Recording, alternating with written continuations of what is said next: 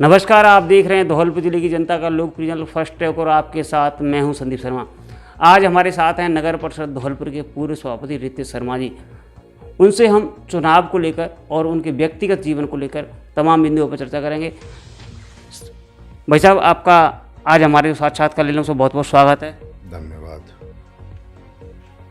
आपको पता है कि विधानसभा चुनाव की जो सरगर्मियां हैं शुरू हो गई हैं, तो चुनाव को लेकर तो आपसे बात करेंगे हम, पर सबसे पहले एक इंटरेस्टिंग सवाल ये करेंगे कि आपकी जो उम्र है करीब 49 साल के हो गए, लेकिन चमक का क्या राज है? नहीं से लगते हो, 30 साल 25 साल कैसे हुआ लगते, चमक का राज बताओ। मेरे ख्याल से इसमें मेरा कोई योगदान नहीं है, वो जेनेटिकल है। माँ बाप ने ऐसा पैदा किया, शक्ल ऐसी मिल गई है कि छोटा लगता हूँ। और नो डाउट फिट रहने का भी शौक़ है मेरे को, शुरू से स्पोर्ट्समैन रहा हूँ। स्कूल के अंदर अपने स्कूल का बॉक्सिंग कैप्टन रहा हूँ, स्टेट स्विमर रहा हूँ। तो शुरू से एक फ़िटनेस का शौक़ रहा है मेरे को, शायद ये एक कारण हो सकता है। नहीं, जैसे लोगों को लगता है कि तो बड़े लोग हैं, कोठी वाले हैं, तो शायद इनका रहन सहन खान पान कुछ ऐसा कुछ अलग रहता है। वो ऐसा क्या कुछ अलग है क्या और लोगों से, सामान्य लोगों की तरह है? नहीं नहीं, ये तो एक मिथ है, इस प्योरली एक भ्रम है कि बड़े लोग कुछ अलग खाते हैं। वही खाना जो दुनिया खा रही है वही हम खा रहे हैं। शायद नियम से खा रहे हैं, ये अंतर हो सकता है मेरे अनुमान से, और तो कोई अंतर मुझे लगता नहीं। क्या टाइम टेबल शेड्यूलिंग क्या रहती है आपकी सुबह से और रात तक की? मैं सुबह 4 बजे उठ जाता हूँ और कोशिश करता हूँ जल्दी सो जाऊँ, 10 साढ़े 10 11 बजे तक हाईएस्ट। और दिन भर काम करता हूँ। सुबह 4 बजे ऑफिस में आके बैठ जाता हूँ, फिर 1 घंटे व्यायाम करता हूँ और 9 बजे तक फिर नहा धो के अपने ऑफिस में आ जाता हूँ। कहीं जाना होता है सुख दुख में लोगों के, वहाँ जाता हूँ। कोई भी कमिटमेंट्स होते हैं उनको पूरा करता हूँ और दिन भर लगे रहते हैं। यही एक साधारण जीवन शैली है। 2-3 घंटे अपने व्यापार में देता हूँ, क्योंकि व्यापार के बिना तो सब ठप ही हो जाएगा। तो एक साधारण जीवन है, ऐसा नहीं है कि कोई विशेष प्रकार की कोई शैली है, बहुत साधारण तरीके से जीता हूँ। आप पूर्व में नगर परिषद धौलपुर के सभापति रहे हैं, आपका कार्यकाल काफ़ी अच्छा रहा, राजनीतिक परिवार से बिलोंग करते हैं। अगर आप राजनीति में नहीं होते तो क्या होते? मैं फ्रैंकली बिजनेस कर रहा होता, व्यापार कर रहा होता। हो सकता है धौलपुर भी बाहर भी कहीं अपने कुछ व्यापार फैलाता। लेकिन मैं आपको बता दूं कि ये ऑप्शन मुझे जीवन में मिला था कि मैं व्यापार करूं, बाहर जाऊं। लेकिन शुरू से जिस माहौल में पला बड़ा हूं, कहीं मन नहीं किया धौलपुर छोड़ने का। मैं एक बहुत अच्छे स्कूल में, कॉलेज अजमेर में पढ़ा। वहाँ मेरे दोस्त यार बड़े अच्छे अच्छे घरानों से आए थे। तो सब आज की तारीख में अच्छी अच्छी जगह नौकरियां कर रहे हैं, व्यापार कर रहे हैं, करोड़ों में कमा रहे हैं। मैं शायद बाहर निकल गया होता तो मैं भी बहुत आगे होता शायद आज की तुलना में।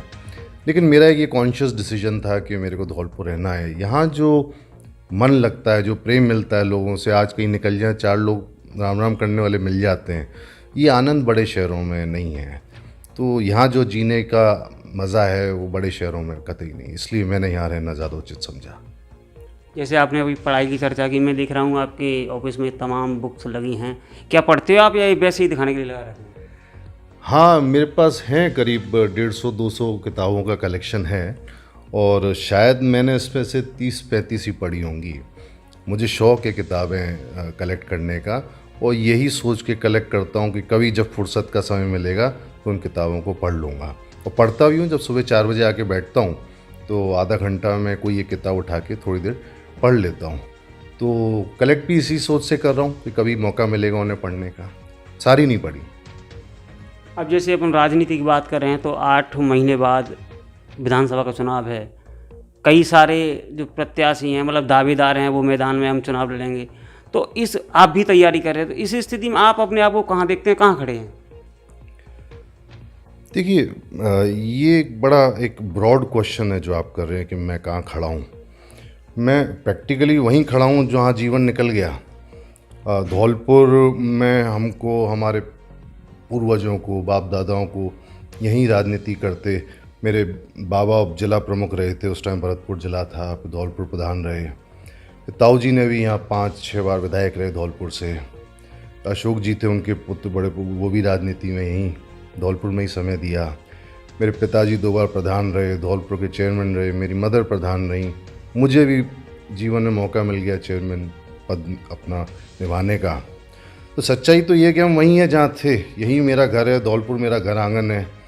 और कोई अलग तरीके से मैं अपने आप को नहीं देखता हूँ। साधारण तरीके से देख रहा हूँ। चुनाव आ रहा है और ऐसा नहीं है कि चुनाव आ रहा है इसलिए कोई विशेष तरीके से कोई परिस्थितियाँ बदल गई हैं। वही परिस्थितियाँ जो पहले थीं। हम तो 365 दिन जैसा सुख दुख में लोगों के जाते हैं, मिलते हैं, जुलते हैं, तो कोई अलग से कुछ ऐसा नहीं है। नॉर्मल अपनी तैयारियां कर रहे हैं। हाँ, नो डाउट जब चुनाव आता है थोड़ा अलर्ट हो जाते हैं, थोड़ा और ज़्यादा एक्टिव हो जाते हैं। ये सुनिश्चित करते हैं कि कोई जगह हमसे छूट नहीं जाए आने जाने से। इतना अंतर आ जाता है।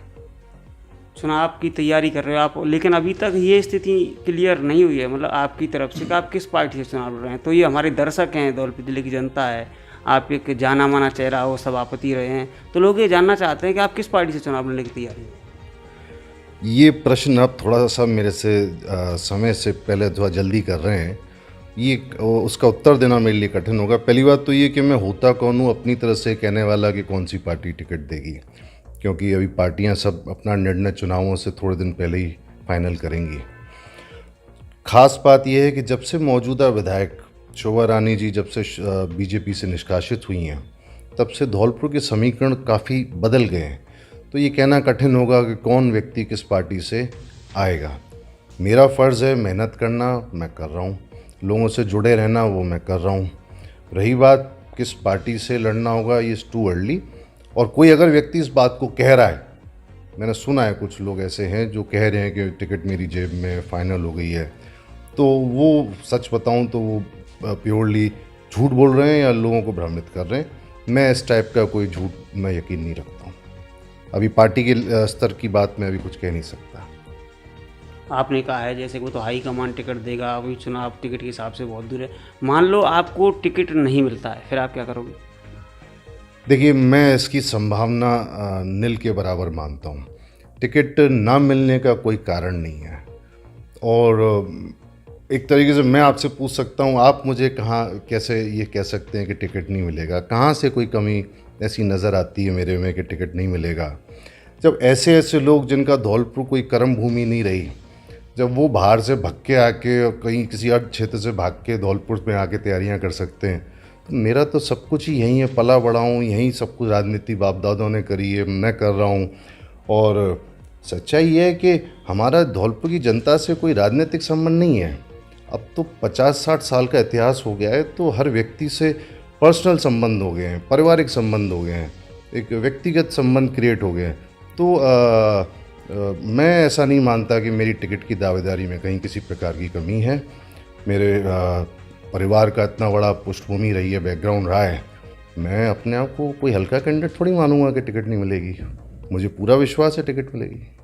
लेकिन कई लोग हैं जो तैयारी कर रहे हैं, वो ये दावा कर रहे हैं फील्ड में, कह रहे हैं कि टिकट तो हमारी जेब में रखी है। इस बारे में आपकी क्या राय है? देखिए, झूठ बोलने का अधिकार हर किसी को है ना, वो कुछ भी कह सकता है, इसमें मैं कोई टिप्पणी नहीं करूँगा। और कुछ लोग ऐसे हैं जो जानबूझ के इसलिए बोल रहे हैं कि अगर वो नहीं बोलेंगे टिकट फाइनल है तो जनता उनको गंभीरता से नहीं लेगी। स्वाभाविक है उनका बोलना कि टिकट मेरी फाइनल है, तो बोलेंगे तो फिर जनता उनको गंभीरता से लेगी, बिठा लेगी, चाय पिलाएगी। और नहीं बोलेंगे तो पूछेगा कौन? तो ये उनको अधिकार है, प्रजातंत्र है, कुछ भी बोल सकते हैं। ये तो जनता समझदार है, सब समझती है कि कौन वजनदार है, कौन चुनाव में वाकई में फाइट देगा, कौन टिकट का दावेदार है। तो इसलिए इस विषय में टिप्पणी करना मैं उचित नहीं समझता। चुनाव में जो आगे 8 महीने बाद चुनाव होना है, उसे लेकर आप अपने आप को कितना मजबूत कैंडिडेट मानने कर रहे हैं? मैं ये नहीं, देखिए मजबूत तो ऑफकोर्स मानता हूँ, तभी तैयारी कर रहा हूँ। और मैं ये नहीं कहता हूँ कि मैं बेस्ट हूँ, लेकिन हाँ मैं ये मानता हूँ I am better than the rest. जो और लोग बाज़ार में हैं, तैयारियाँ कर रहे हैं, उनसे बेहतर हूँ। और उसके पीछे तमाम कारण हैं। मान के चलो, मेरा खुद का एक चेयरमैनी का कार्यकाल रहा है। मैं ऐसा मानता हूँ कि मेरा कार्यकाल तुलनात्मक, जो नगर पालिका का इतिहास रहा है 50-60 साल का, मुझसे पहले का, मुझसे बाद का, मैं मतलब हर आदमी ने अपने हिसाब से प्रयास किए होंगे, काम किए होंगे, मैं उनके कामों में नहीं जा रहा। बट मेरा ऐसा मानना है कि मेरे कार्यकाल में नो डाउट नगर परिषद को एक नई पहचान मिली थी। मुझे ध्यान है कि मेरे से पहले कोई सड़क या कोई बड़ा काम होना होता था तो लोग उस टाइम एमएलए एमपीओं के पास जाते थे। एमएलए लेड की कोई सड़क मिल जाए, सांसद से कुछ मिल जाए, लेकिन मेरे कार्यकाल के बाद लोग आजकल छोटी मोटी चीज़ें या बड़े कामों के लिए भी किसी एमएलए या एमपी के पास नहीं जाते हैं, वो सीधे नगर परिषद जाते हैं। नगर परिषद की एक पहचान बनी, तो वो मुझे अपने कामों का भरोसा है कि मैंने बहुत काम किए। नो डाउट मैं ये नहीं कहता कि मैंने पूरा धौलपुर ही बदल दिया या धौलपुर को दिल्ली बना दिया, वो संभव नहीं किसी एक व्यक्ति के लिए। ये एक निरंतर प्रक्रिया है, विकास एक निरंतर प्रक्रिया है, ये कोई गोल नहीं है। तो एक तो मुझे अपने कार्यकाल का भरोसा है कि लोगों ने मेरा काम देखा, मेरी कार्य करने की शैली देखी, मुझे व्यक्तिगत रूप से लोगों ने पहचाना कि रितेश व्यक्ति कैसा है, मेरे व्यवहार को देखा। तो मुझे ऐसा लगता है कि कोई कारण नहीं है कि लोग मेरे को एक अच्छा कैंडिडेट ना माने, और मुझे अपने कामों पे भरोसा है। मैं पूरी साफ नीयत से, मेरा परिवार इस चीज़ का गवाह है कि मैंने वो 5 साल कैसे अपने आप को झोंक दिया था धौलपुर के लिए, क्योंकि मुझे लग रहा था कि रितेश, ये जीवन में एक मौका मिला है काम करने का, तुम्हें अपने आप को साबित करना है लोगों के लिए। मेरे सर पे वज़न था मेरे पिताजी की साख का, कि इनकी साख बनी रहे। जिस भरोसे से लोगों ने मुझे जिताया था, मैं उस भरोसे को नहीं तोड़ना चाहता था। तो तमाम दबाव थे, प्रेशर थे काम करने के, सरकार नहीं थी, परिस्थितियाँ, मेरे पिताजी की तबीयत ख़राब रहती थी, मेरा हफ्ते में एक दिन दिल्ली या जयपुर निकलता था उनके संग, और सरकार भी कांग्रेस की थी, मैं बीजेपी से चेयरमैन रहा, खुद नया था, बहुत सी चीज़ें सीखी। तो तमाम विपरीत परिस्थितियों में भगवान ने, जनता के भरोसे ने पार लगाई, और मुझे लगता है मेरा काम बोलता है, बोला है उसने, और यही भरोसा है मुझे कि मैं एक अच्छा कैंडिडेट साबित होऊंगा। हम लोग फील्ड में रहते हैं, हमसे सब तरह के लोग मिलते हैं। आप धौलपुर से चुनाव की तैयारी कर रहे हो, आपकी भाभी जी हैं दिवंगत गद्दा नेता अशोक शर्मा जी की पत्नी नीरजा शर्मा जी, वो राजाखेड़ा से चुनाव की तैयारी कर रहे हैं। जो लोगों का कहना है वो ये है कि एक ही परिवार से दोनों जगह से चुनाव लड़ रहे हैं, यदि एक जगह से लड़ें तो जीत सकते हैं, दोनों जगह से मुश्किल होगा। इसमें आपकी क्या राय है? देखिए, मैं कुछ भिन्न सोचता हूँ इसमें। ये क्या है कि 2 विधानसभाएं हैं, दोनों विधानसभाओं के जनता अलग है, दोनों विधानसभाओं की समस्याएं अलग हैं, समीकरण अलग हैं, परिस्थितियां अलग हैं, लीडर्स अलग हैं। हम कैसे 2 विधानसभाओं को कंपेयर कर सकते हैं? ये मैं मानता हूँ जो हमारे परिवार के शुभ चिंतक होंगे हैं, वो उनका एक चिंतन हो सकता है कि यार एक ही परिवार के 2 जगह से लड़ेंगे तो हो सकता है मैन पावर बढ़ जाए, वोटर बढ़ जाए, बाकी सपोर्टर तो कॉमन हो सकता है, पर सच्चाई है कि वोटर तो अलग अलग है। धौलपुर का वोटर धौलपुर में और राजाखेड़ा का वोटर राजाखेड़ा में, और वोट तो वोटर देगा। तो ये कहना, कुछ लोग इसको as a tool, as a हथियार इस्तेमाल कर सकते हैं दुष्प्रचार करने के लिए, कि साथ देखो सा एक ही घर के लड़ रहे हैं, दोनों ही एमएलए बनना चाहते हैं। लेकिन अब क्योंकि विस्तार हो गया है, परिवार बड़े हो गए हैं, हर आदमी की अपनी अपनी इच्छाएँ हैं, तो दोनों को जोड़ना हमारे संग अन्याय होगा। मैं धौलपुर से प्रयास कर रहा हूँ, भाभी राजाखेड़ा से कर रही हैं, तो ये तो एक मेरे ख्याल से अन्याय होगा उस तरीके से हमें देखना। अभी भी लगभग करीब 1 दर्जन कैंडिडेट चुनावी मैदान में हैं। आने वाले भी 8 महीने बहुत समय है, अभी और भी कैंडिडेट सामने आ सकते हैं। तो इनमें से जो फिलहाल जो दिख रहे हैं, उनमें से आप अपनी टक्कर किससे मान रहे हो?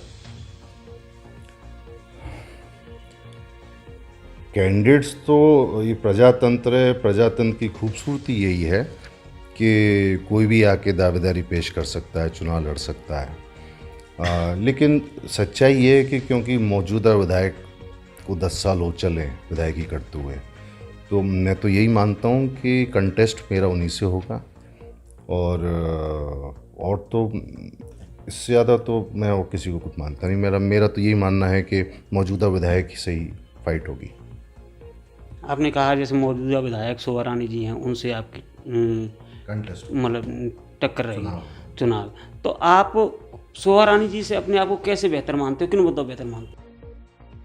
इंटरव्यू की शेष बातें और सवाल जवाब देखिए भाग 2 में सोमवार 20 मार्च 2023 को दोपहर 12 बजे सिर्फ फर्स्ट ट्रैक धौलपुर पर।